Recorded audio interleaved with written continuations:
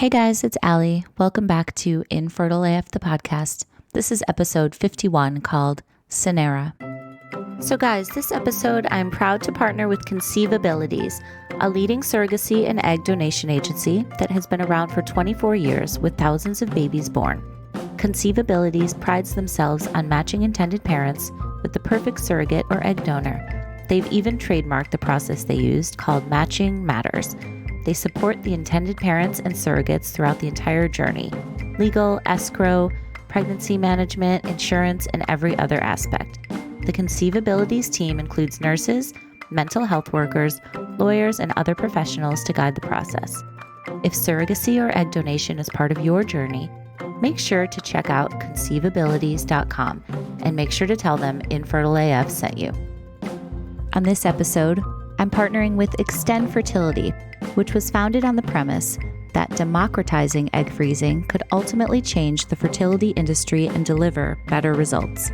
Their co-founder, Dr. Joshua Klein, who is near and dear to my heart because he was actually my doctor, and you may have heard me interview him in episode 36 of this podcast, is a brilliant, supportive, and overall awesome doctor. And he's a bit of a disruptor because when he observed that IVF's success rate was low for women over 40 and its high cost was disappointing for doctors and patients alike, he took matters into his own hands. He saw the opportunity to help women think more proactively about their fertility, and he founded Extend Fertility, which began offering egg freezing at 40% below the national average. By 2017, they were the largest egg freezing practice in the nation, and today they've expanded to offer a full range of infertility services, including IVF, in a small practice environment that's more personal, higher quality, and more data-driven. So to make an appointment with Extend or find out more, go to extendfertility.com and make sure to tell them that Infertile AF sent you. Thanks. Hey again. So Cynara is one of the most dynamic and interesting people I've met in a long time. We met in Albany, where we were both there recently lobbying for gestational surrogacy, the Child Parent Security Act. And she was there because she was on a panel because she had a child through surrogacy. And she told her story about how it obviously changed her life for the better and all the infertility drama that she had been through leading up to that. So today she's going to tell us her story, which is an incredible story about 8 miscarriages, feeling super broken, deep grief, taking time off from work. She gets into having some suicidal thoughts. And then she's going to talk about meeting their surrogate. And now she has her daughter, Pearl. So it's a beautiful story. She gets really deep and real. Grab the tissues. I definitely needed to at some point. So I just want to thank Cynara for sharing this with us today. And without further ado, this is Cynara's infertility story.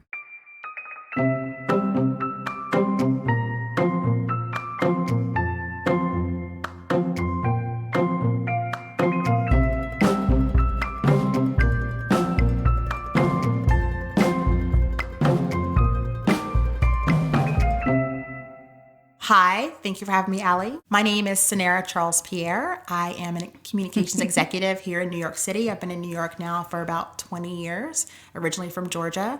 I am married for now 16 years with my husband, Philippe Charles Pierre, and we have a 4-year-old daughter by the name of Pearl. Pearl. So I'll just start by saying you and I met because we were in Albany together, and you were there because you were on one of the panels talking about your experience. So just kind of spoiling the end of the story, I guess, a little bit, is you did use a surrogate to have Pearl, but let's talk about how you got there. I would love to hear how you met your husband and if you guys talked about wanting to have children right away and how it played out for you guys.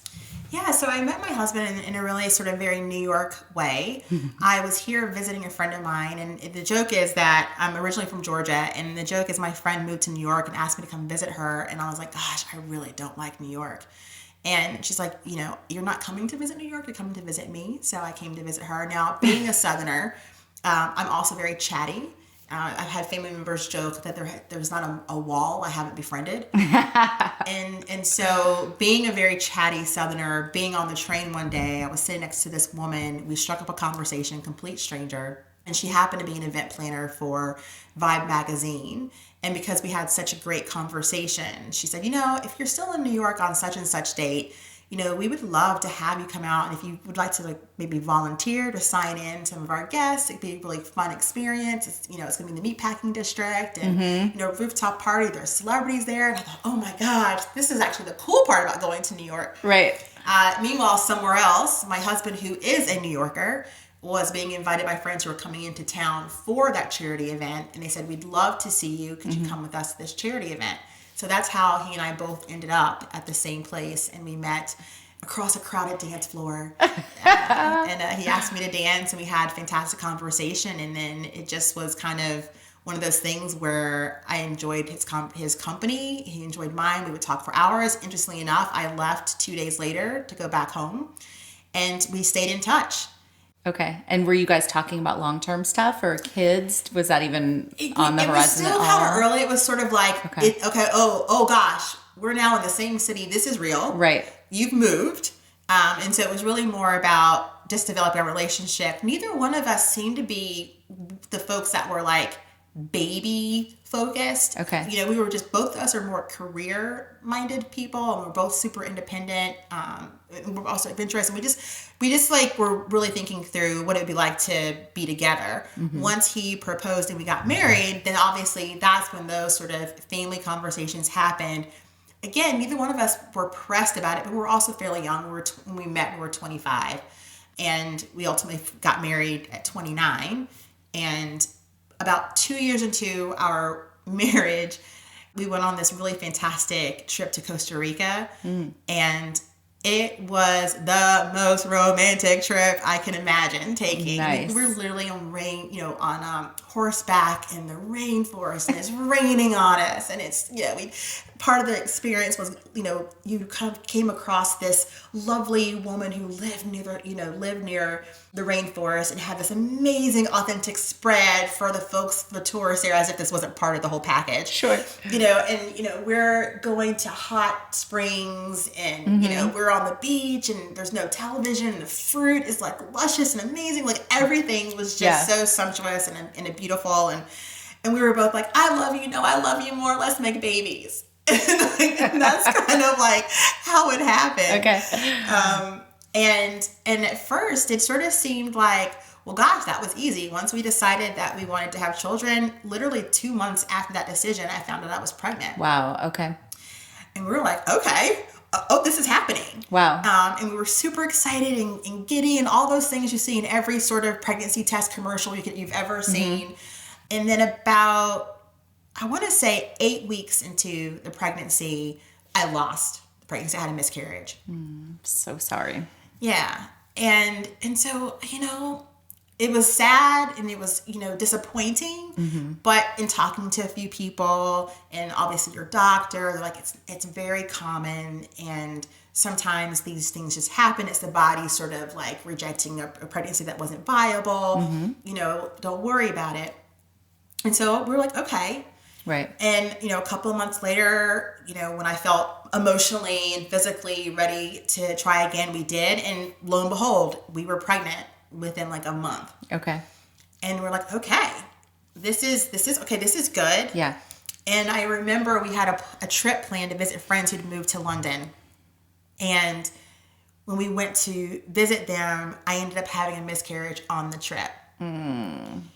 And we also found out from them that they were expecting on that same trip. And they didn't know that we were experiencing this because we didn't share it. Right. Okay. And I remember being in a play and like... It's so hard. Literally, this might be a little graphic, but like bleeding through like my pads because it's like so much blood that's being lost in the process. And like trying to be chipper because they just expressed this amazing experience for them. And that was the beginning of me knowing when I'd be pregnant with friends and knowing in my head when I see my friends' kids, knowing how old that child would be. Oh, that's so hard. Come to term. And so, again, that was the second time. I'm a pretty persistent, strong-willed person. So I was kind of like, this is not going to beat me. Yeah. And we tried again. Same thing. Roughly every single time between 6 to 10 weeks would lose the pregnancy for one reason or another. So after the third one, we said, okay, something feels like not right here. So we started doing a little research and working with doctors and going to fertility specialists. My husband was actually really reticent about, because he was like, oh, it just feels weird, because isn't fertility about the inability to get pregnant? Well, we get pregnant, and we were like struggling with the way that doctors even think about fertility issues. At least at the time, and from our experience, it was always about their focus always seemed about how to get us pregnant, and never really about how to help us maintain a pregnancy. And but I got caught up in like the hype and the way the doctors were thinking about it, and we did all the genetic testing. And, we actually had that last fetus, the genetics of that fetus tissue tested. And what were they finding? Nothing. Like nothing. They're like, from what we can tell, obviously it's still very early, but from what we can tell, there's none of the usual genetic markers for issues that are usually the case that they're used to. Right. And you're still pretty young at this point, right? Yeah. Like late 20s, early 30s? I'm like 33 at this point. Yeah.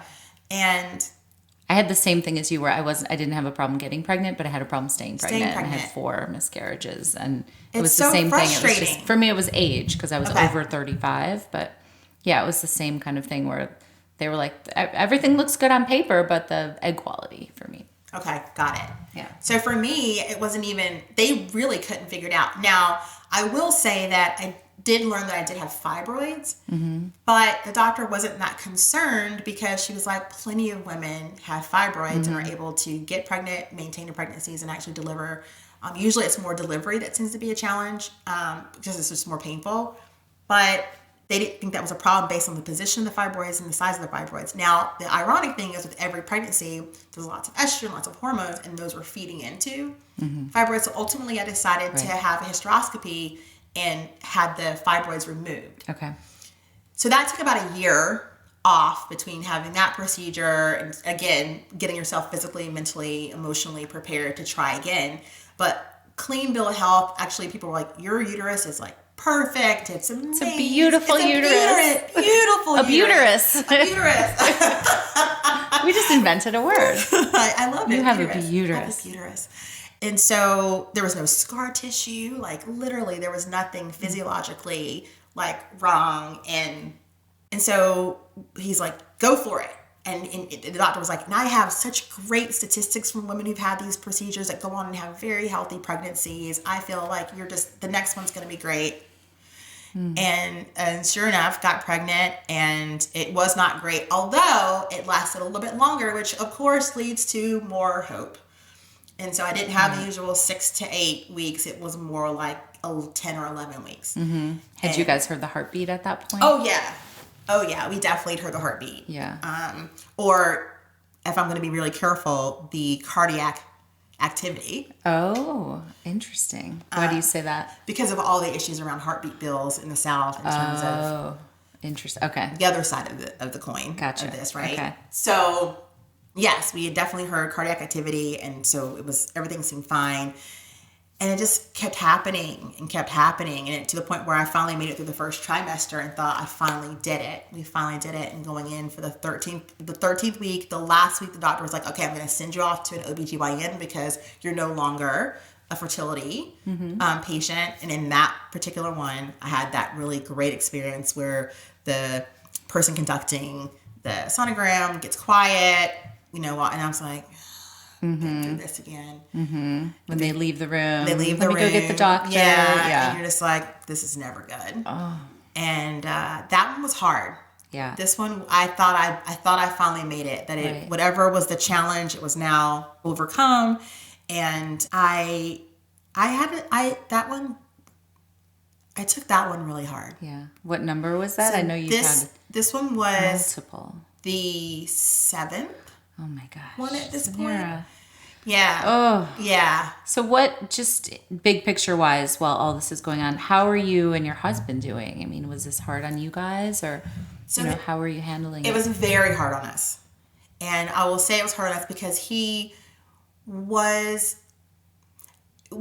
talked about this since, we didn't talk about it at the time.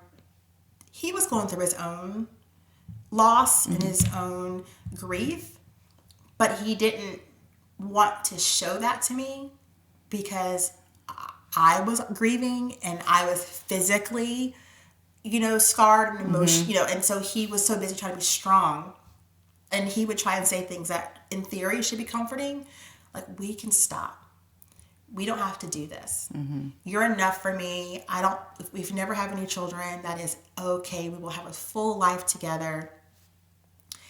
And so I didn't have the pressure of a spouse wanting this and putting pressure on me, but it had the opposite. So I'm like, but you need to be in this with me. You know, I need you to feel like this is important as I think this is important. I want you to have the fire around this that I have.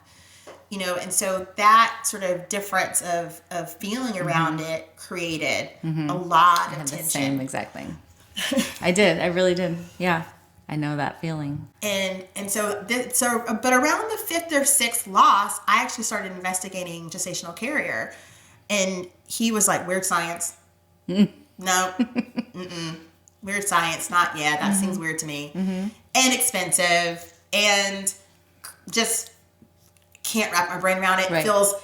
I had ethics issues around it. I want to make sure women are taken care of in this. I don't really understand because I was looking at like India and like places like that. Sure. And he was like, Yeah, there's a lot of unknowns too. Yeah. Did you know anybody who had used a gestational carrier? I didn't. Carrier? No. I didn't.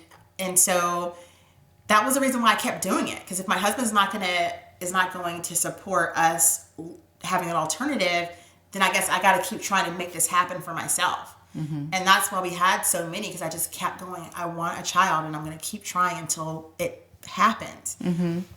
Your body goes through so much. Was there ever a point where the doctor or anybody said, you know, maybe you should look at something else? Or I mean, the funny thing is I've shared this piece before. I had a wild cornell geneticist basically say, maybe you've just rolled snake eyes. You said that in Albany. Yeah, you know, and it was like, wait, I'm sorry, am I not in like one of the top facilities in the country? Right. And that is your medical diagnosis for what I'm going through? Snake eyes. Right. But because of that, because it was so undiagnosed, because it was unexplained infertility, there is this sort of, okay, well then the next one could take. No one's saying why it won't, so why couldn't it? You know, and so that kind of plays its own sort of role from a mental standpoint. But as I was sharing about the one where we made it all the way to the first trimester, I felt broken at that point. And I didn't know what to do with my grief. I had to take time off from work. I had very suicidal thoughts. Because even though my husband wasn't putting pressure on me, he's amazing with children. And every time I saw him interacting with this child, I felt like I was in the way of him fulfilling his destiny to be a father. Yeah. So you were blaming yourself? Oh, I was like, there's something wrong with me. There's, you know, I'm defective. I'm, you know, whatever. I was so hard on myself, and it was all me. Like there was nothing that my husband was saying or doing at all except being lovely. Right. And I think as women though, we are really hard on ourselves, and sometimes the hardest on ourselves than anybody else is. Yeah. Yeah. And so I think then I started seeing a counselor, and the fertility clinic that I was going to had some people that they recommended. And so I started going to, you know, a grief counselor, but specific to pregnancy loss. Okay. That's good. Did that help? It was helpful. She gave me a way to say goodbye. I mean, I literally had like drawers full of sonograms. And I didn't want to let them go. Right. And so Did you? Or do you still have them? I still have them, but I put them in this little, we found like a way to have like a ceremony, and I put them in this little like porcelain bird. Oh, cool. And there's like a little hole in it, and you can just sort of put them in there. Okay. And so I was able to do that, and I'll come back to that in a minute. Okay. And so that helped me sort of move on. And then move on from the idea of me being the way that we would have our family. Okay. And I went back to my husband, and I kind of gave an ultimatum and said, I'm going to explore this, and I need to understand whether or not you want to be a part of it or not, because you don't have to, but I'm going to do this. Interesting. So were you willing, and you don't have to answer this, you don't want to, but like to go, do it without him? Yeah. For real? Like, and I mean, break up? The mental state that I was in, Yeah. I was willing to be like, it's more important for Yeah. me to have a child at this Yeah. point. And whether you want to be a part of it, meaning do you want to provide your sperm, or do I need to go to a sperm donor? Right. I didn't really think of it. Like, I wasn't thinking. Right? Sure. Right? I was like very focused on having a child, and it was like, this is how I'm going to have a child. And okay, so you don't want to do this, but what does that mean? Like, can we stay married and I have someone else who sperm and I pay for it, research it, go with, Right. And so, can you tell me too a little bit about that feeling? Because I had the same. We have so many parallels in our story. Like, I had that feeling too, where I wanted to not want it so badly, because I was like ruining my relationship and it was making things so hard. Yep. And at one point I was like, I wish I didn't want this so much, but I couldn't not want it. Yeah. Does that make sense to you? It completely, it so tell took over. Yeah. And I think that's when my husband was like, can we get off this train? I know, I'm like getting emotional because I remember that feeling, and like, it was like the easy way out would just be like, because I had my daughter already. This was my secondary infertility. The easy way out would have been like, we're fine, moving on. But I could not move on. Yeah. And like, it seems like you had a bit of that as well. Yeah. And it was, I joke that I was like very Malcolm X about it, by any means necessary. Oh my God, I love you. And like, it was like, that is like what was happening. Yeah. And my husband was like, do you even hear yourself right now? Like, I really want you to understand, like, are you like for real? And so we had, crying, conversation, and he said, can you give me some more time? Mm-hmm. And I said, I don't have more time, because at this point, I'm 38. Okay. Yeah. And I said, we don't have more time. And I said, my eggs are going to continue to get old. And I joked, I said, my eggs are about to have crutches, about to have canes right now. Oh my God. And I was like, we can't do it. And I said, how about this? And this was the deal we made at 38. How about we freeze our embryos, to literally freeze time, to give you time mentally to get where you want to get in terms of feeling comfortable with this next step, but we still have the eggs of my 38-year-old self that we're working with. Right. And that was the deal we made. Okay. And so we did that. We put the conversation on the shelf. We went on about our lives. And then we bought this. We were in the process of buying our current home, which is a brownstone in Bed-Stuy, a neighborhood of Brooklyn. And I remember we were like, we narrowed it down to like 2 different brownstones that were very, very different. And one was like a little bit of a fixer-upper, needed a little bit of something, but it was in still pretty good shape. And another was like spit shine, beautiful, modern, ready to go, perfect. And it had like a driveway, so we didn't have to worry about the Brooklyn parking issue. And but it was on like a sketchier part of the neighborhood still, and this was on a beautiful wide street. And my husband's like, I don't know about the new one. And I'm like, really? It's so modern. It seems so. He was like, yeah, but I don't know. I don't feel a connection to it, but I felt a connection to the other one. And then he says to me, and I'm like, dude. He's like, I can see raising kids in this house. And I was like, you can? Where do I stand? I love it. I love it. And pen, please. Yeah, like, here we go. And here we are, and we're in that brownstone right now, where you are raising your daughter. Okay. And she is running up and down the stairs. And so that's great. Yeah, so that was, but I got pregnant again. And I thought, oh. Without the embryos, naturally. Naturally. Okay. And I thought, okay. Maybe that was a turning point, right? We bought the house. Maybe this is like serendipitous. It was like timing. It's like we weren't really trying. It just sort of like happened. This is what they're talking about. Yeah. The universe. Responded. And I knew which room was going to be the nursery. Like I had all of that planned, and and it so happened our 10-year wedding anniversary was coming up. So it was like perfect. We got our brownstone 10-year wedding anniversary. I'm pregnant, and we were and it would have been 12 or 13 weeks at the time of the party. And we're going to tell all of our friends and family at our housewarming party. Our anniversary was housewarming party, and it was like stars align. Right. And it was just like everything was like oh my God, lined up, and literally like The week before the party, went in for the sonogram. This one was, I think, 11 weeks. And no more heartbeat. Oh my gosh. And I was like, you got to be kidding me. And so that this is 40. I said, okay, I'm not doing this to myself anymore. This is the 8th miscarriage over a 10-year period. Wow. And I'm not doing this to myself anymore. And my husband's like, agreed. It had been 2 years, almost 2 years since we did the freezing decision. And so he was getting ready to start his own business.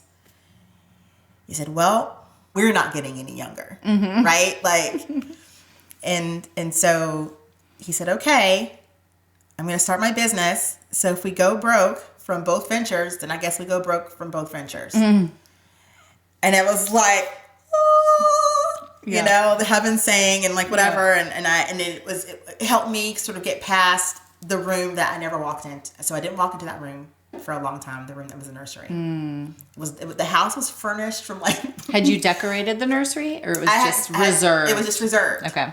And there was nothing in there hardly at all. And I refused because he's like, well, let's make it into an office. I'm like, no, I didn't want to do anything. And so we went on this journey. We did more research, this is when we found out about New York having the ban on compensated gestational carrier surrogacy. And so I was like, what the? And our fertility clinic said, well, we have a sister clinic in New Jersey and it's legal there. We can take all your files and medical stuff and transport it to that practice, but we can no longer work with you knowing what your next steps New York, are. we should just tell people that might not know, is one of 3 states where it's illegal. The other 2 states are Michigan and Louisiana. So then we, started, looking through and working with I took a slightly non-traditional path and didn't work with an agency, but I did work with our fertility clinic because they had a surrogacy practice because so many New Yorkers came to their practice. Okay, so thankfully New Jersey's not super far from New York. I mean, still depending where you live. Basking Ridge, it was still like 2-hour drive. Yeah. But it's doable, and we're both professionals. Neither one of us had like hourly shift work where we were losing pay to do this, where, some other folks may not have that same luxury. So we were lucky that we can do those sort of things. And so they said, well, here are the guardrails around the type of women. They need to be this age, this BMI. They have to have had their own biological child. They have to go through this sort of testing. Their spouse has to sign off on it. We have to meet their spouse. Their spouse has to have medical. Like they go through all these lists of things and guardrails to put in place. They have to be at they have to have a certain like compensation level. Like they can't be poverty, like this can't be sort of like this is how we're going to make our money. Thing. So there's all the vetting is very thorough. The vetting is unbelievably thorough. Did you guys have a list of criteria on your side as well? So for me, I wanted to work with a state that had the pre-birth order. So for those who don't understand what that means is a lot of states, while they allow compensated gestational surrogacy, the state's laws still aren't super advanced or caught up to that yet. So oftentimes you'll have the birth mother, so the person that you paid to carry your embryos for you, would be the name on the birth certificate, and you'd have to petition the court to have the birth certificate changed to have you and your husband's names, even though both of you, or at least one of you, are biologically connected to the child. So Ohio was one of the states that's actually fairly progressive in a lot of ways in that, and you can get a birth order, a pre-birth order. So we could petition the court in advance to make sure that as soon as our child was born, our names would be the names that would come up, that they would put on the birth certificate. It sounds But in Ohio? So did your baby have to be born in Ohio? Yes. Okay. Yes. And so the surrogate would be from New Jersey or Ohio? So this is where it gets really tricky. And so what we had to do is we found a surrogate. Her name, she's super open. Her name is Sarah, and she lives in Ohio with her husband. And so what we had to do is we did one of those like online, we talked, we had phone conversations. Did she and I talked? We connected. We made sure like the 4 of us talked. We set up a time for my husband and I to fly out to Ohio to meet them in person. We all thought this was like a a great sort of relationship match. We all seemed like it felt like a good personality fit.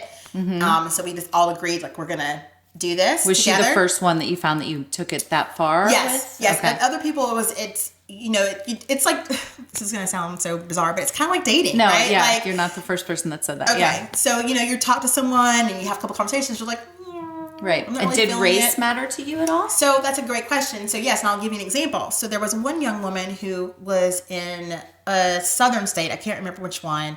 She was very young, so that automatically gave me a little bit of a red flag. I'm like, she may have had her own children, but there's still a maturity level that I want to make sure this person really understands what they're embarking on with us. And I asked her just basic questions like, is your family supportive of you doing this? She's like, well, yeah. And she seemed very evasive. And I said, well, obviously, as I've shared, my husband and I are African American, and you're white. Is your family going to have any concerns with that? Because in my head, I'm like, I want to make sure this person is wrapped around all in a loving, caring, supportive environment. And she said, well, I just won't deal with those family members.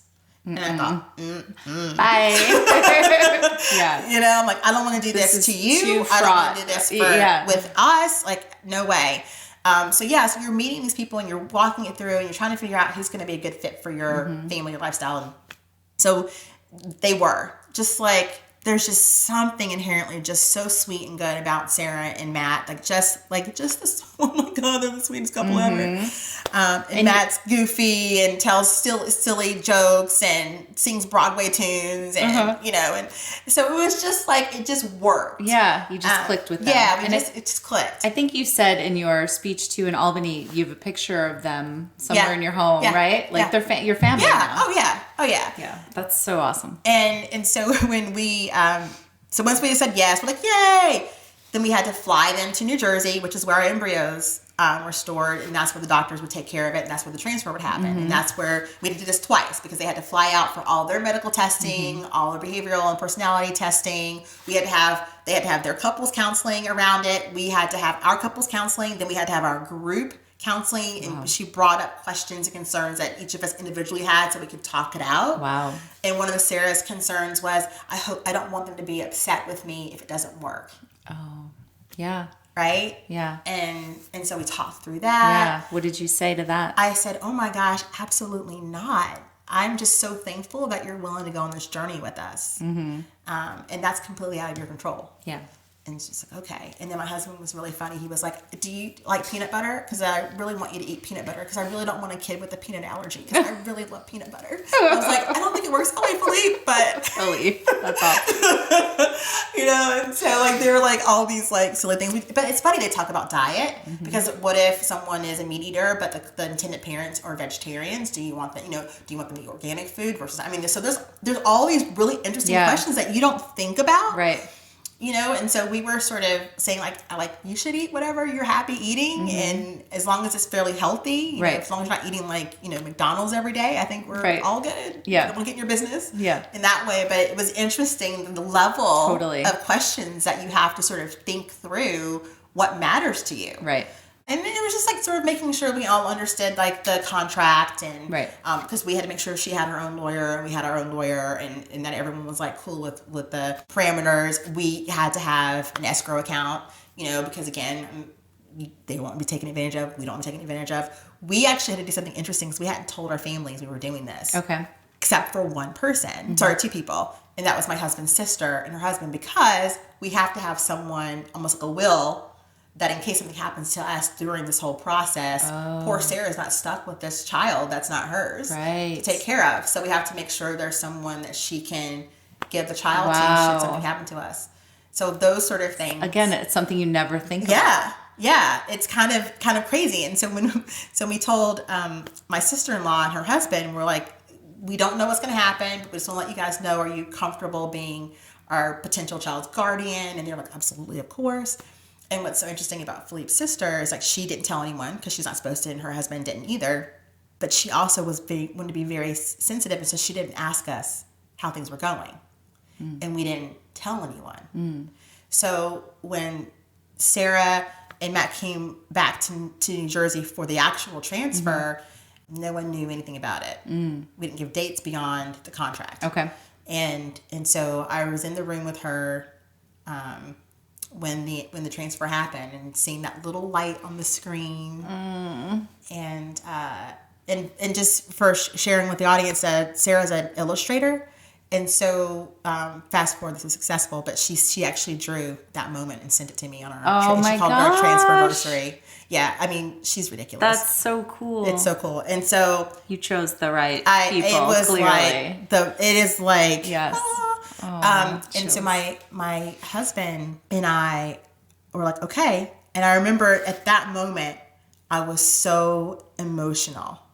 And I remember after it happened, I just broke down in tears, and I just gave her like the longest hug, because it is such an unbelievable gift for someone to do this for you.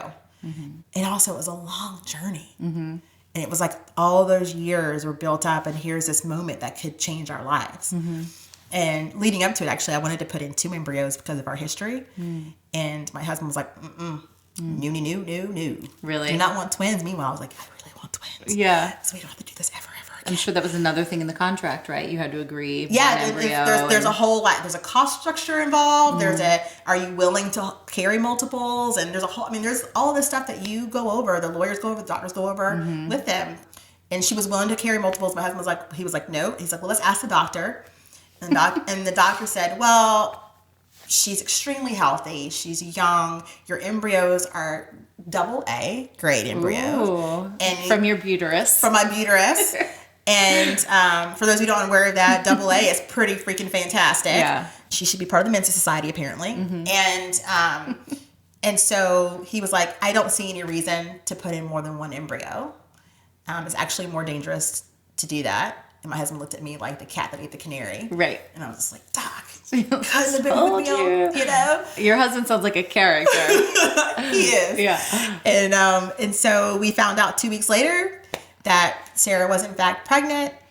And we're like, okay, let the games begin. Because our history showed us that pregnancy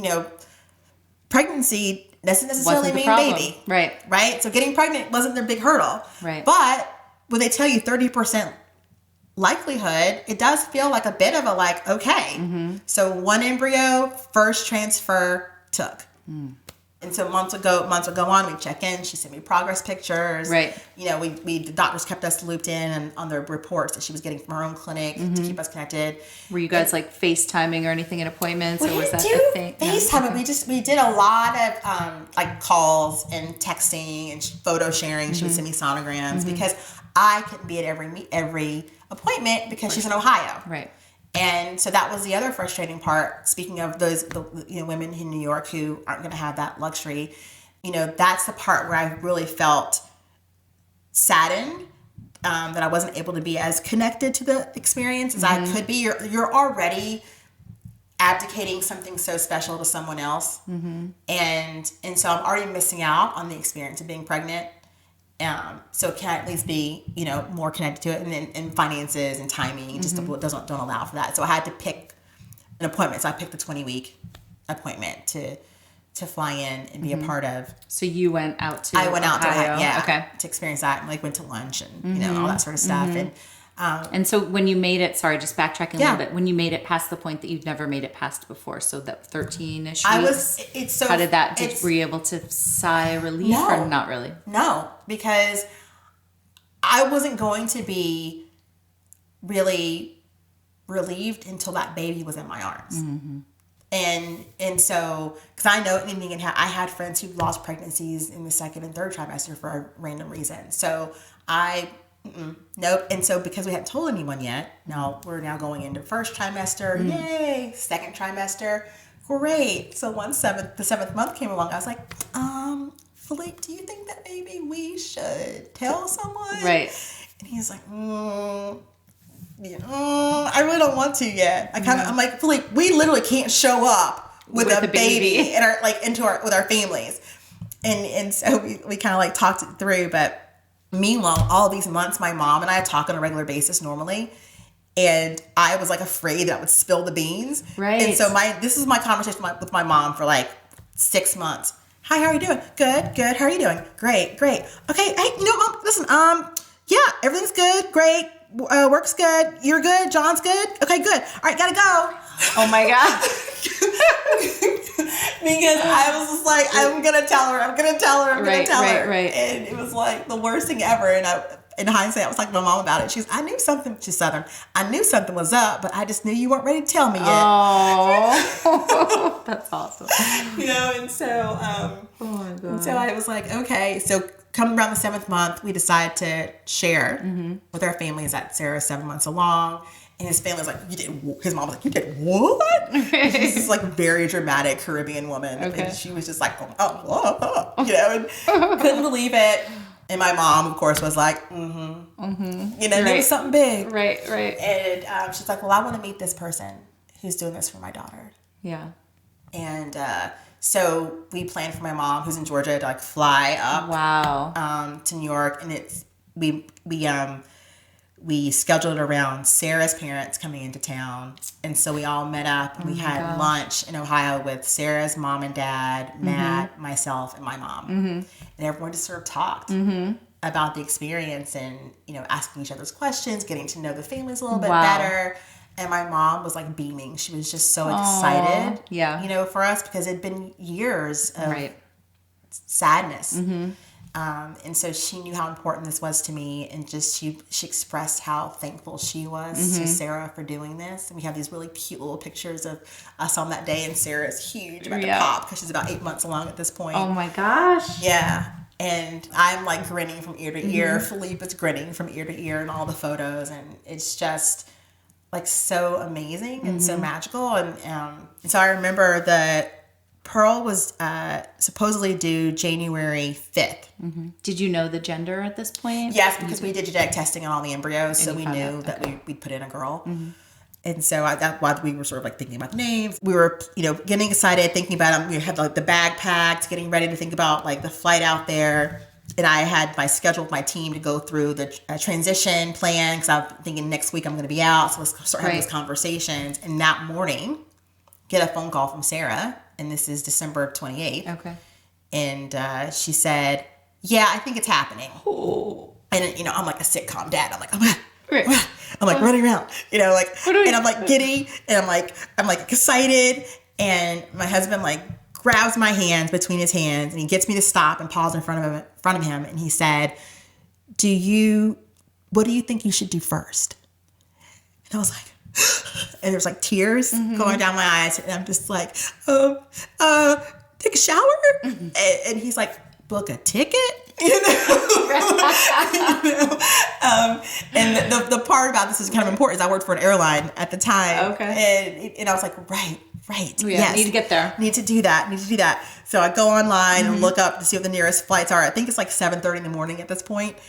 And I was like, you think we can make an 8:30 flight? He's like, I want you to think about that for a second. It's 7:35. No, I don't think we're going to make an 8:30 flight. And I'm like, okay, right. And I was like, 9. He's like, And I saw like a 10 o'clock flight. He's like, okay. Yeah. And so we were like running around. And I almost put us down for standby because I work for an airline. I can do that. But something told me, he was like, I don't know, Cynara, I think we should just take it because we saw the next flight between New York and Columbus. It's not one of the locations or destinations that has an hourly flight. And obviously I'm looking through different airlines to see. And the next direct flight we could get was like 4:00 in the afternoon. Oh no. And so he's like, why don't you just buy it? And we'll just have to suck it up. Yeah, just add it to the list of costs this far, right? And so we bought it, and it turned out we literally bought the last 2 seats. It was a sold out flight. We would not have made it on if we'd done standby. Wow. And we would have missed Pearl's birth. So what was all joking aside, I mean, there probably was a legitimate fear that you were going to miss it, yes. right? So I think that's another thing to think about with the surrogacy laws, that there was a woman in my advocacy group who had missed her daughter's birth by 8 hours. And she was like, I'm never going to get that back. And she was like, it just pisses me off. It didn't need to be like that. Yeah. And that made me so sad. So Tell me about that. Like, what was it like on the flight? And like, it was like I would have been like, it was like another. It was like an outer body experience, right? Like I'm just sort of like, oh my god, we're gonna get, So we land, we like run and get a cab, go straight to the to the hospital. Didn't even bother trying to get a hotel room, just like straight there. Meanwhile, we learned from Sarah that they'd offer like Pitocin to sort of speed through the contractions. She said no. Oh, I want to make sure her parents have time to get here. And I mean, I'm telling you, this woman, God bless her. And so we get there, things had slowed down. I guess I gave her something to actually slow them. Then can you do something to slow? Anyway, things had slowed down. I don't know if it's naturally. I don't know. I had 2 scheduled C-sections, so I'm like, I have no idea. Somehow, some way, either through divine intervention or medical intervention, her contractions had slowed down. And we got there, and her mom was there, her dad was there. He happens to be a counselor and / minister. Her mom was in the room with her. Wow. So Philippe and I show up, and we're like, okay, like, what do we miss? And they're like, no, we're good. Everything's calm. Yeah. And they're like, okay. It was one of those labor and delivery rooms that are like really big, and there's like a couch on the side, and you're allowed to have up to 3 people in the room with you once you're in active labor. And so we all just like, again, had this moment of connection and talking and sharing and just getting to know each other a little bit more between her parents and Philippe and I. And it was just this warm, loving, like amazing connectedness experience that I can't really find the right words for. And so at one point the doctor comes in and goes, oh, you're dilated. Like, okay, showtime. And Philippe goes, exit stage left. So he leaves because, again, there's only so many people that can be in here, and he had no problem being the one who leaves. Sure. So he left, and then her father had left earlier, and so it was Matt, her husband, her mom, Cindy, and myself. And so I'm off to the side, and Cindy's right next to Sarah at her left knee, and her husband's holding her left hand. And I'm just kind of like standing off to the side with like my hands under my chin, and I'm kind of like anxiously looking around, not knowing what to do with myself. And the doctor's now, right between her knees, and everything's about to happen. And at one point, Cindy looks over her shoulder. And this is Sarah's mom again. And she goes, Cynara, come on over here. This is your baby. And so I was like, okay. And so I walked around and I got Sarah's right knee, and I'm holding her right knee. Her mom's holding her left knee, and her husband's holding her hand. And we were there as she pushed Pearl into the world.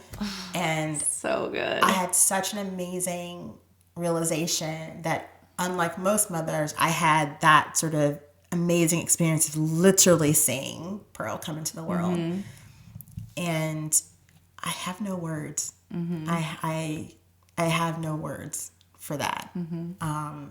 It was so much wrapped into that moment, and seeing her and looking at Sarah and thanking her for doing, oh my gosh, I'm getting so emotional. Thanking her for helping us put an end to just a really painful chapter of our lives. You're making me cry. And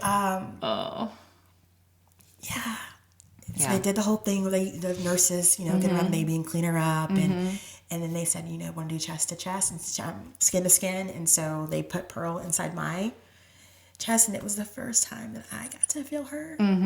Oh yeah. And feel her heartbeat against my heart, and just have that little baby next to me in a way that I just hadn't had the experience of. And that's so amazing. Yeah. And I remember Philippe came running in, and he was sitting there, and my husband is the most stoic person you'll ever meet, and he even had like tears in his eyes. Aww.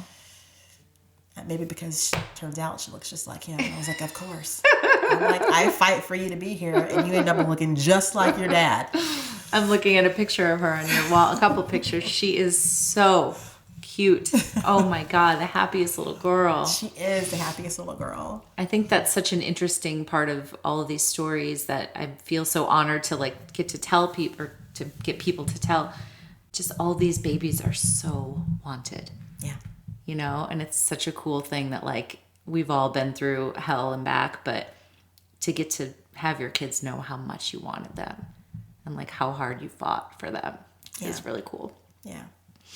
Why am I like bawling? It just gets me every time because it's so, I know that feeling of that wanting it so badly. And I'm so happy for you guys. Thank you. Yeah.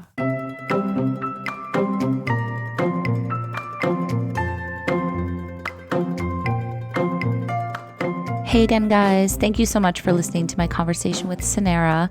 I wanted to add a little bit because she alluded to this when we were talking, and then she told me after we stopped recording that, so she was telling that story about the little bird that she had slipped her ultrasound and sonogram photos into, and she told me that that little bird, right around Pearl's first birthday, the little bird cracked as if to say, you don't need this anymore. So I thought that was a very cool thing. And you guys know after listening to me for all these episodes that I definitely believe in those signs from the universe. So I thought that was very cool. So thanks again to Cynara, and thank you guys for listening. I'll talk to you next time.